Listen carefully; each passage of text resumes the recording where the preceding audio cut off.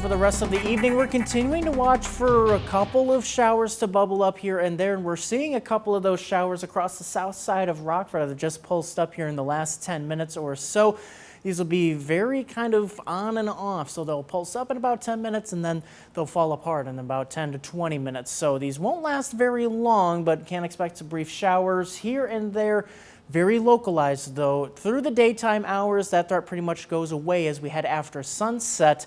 And that's when we lose that daytime heat. So temperatures holding in the 80s by about 8 o'clock and then cooling off through the 70s and then down into the 60s late tonight.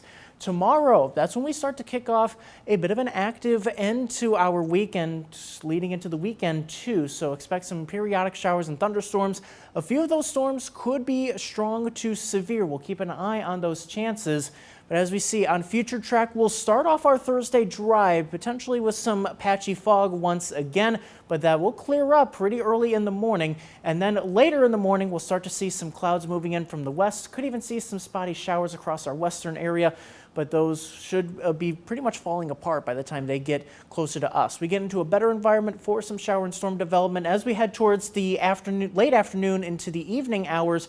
And a few of these storms, if they can get strong enough, could bring some strong winds, potentially capable of knocking down some tree limbs and also some brief downpours. So we'll have to watch out for that carefully. The highest threat of any kind of strong to severe thunderstorm activity would be near and west of I-39 tomorrow evening. So we'll have to watch out for that threat carefully. And then as we head into Thursday nights, watching a trend in the models, they're starting to lock in on an idea that brings in some repeated heavy rainfall through the area heading into early Friday morning.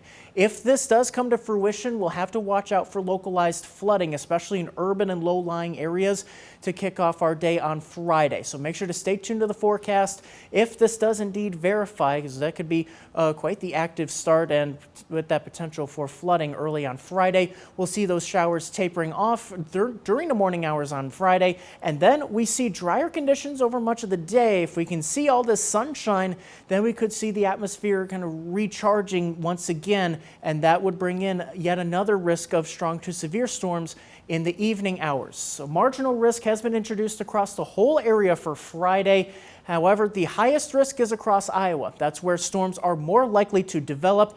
And then the big question is, how strong can they stay by the time they reach our area? Hence why we're at a lower risk. We just have to see if these storms can hold together by the time they get here. If they do, all hazards would be possible, especially damaging winds and that potential for flooding. So that's the Friday evening and nighttime risk. Some more scattered thunderstorms are again possible Saturday afternoon and evening. So an active start to the weekend.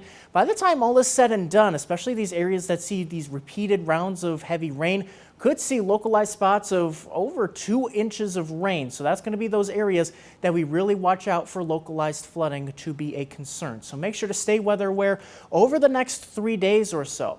Temperature-wise, will be the hottest day of the week in the upper 80s on Friday, also coming with increased humidity. We'll settle back down to the middle 80s over the weekend, back into the upper 80s Monday into Tuesday, dry Sunday and Monday before storms return towards the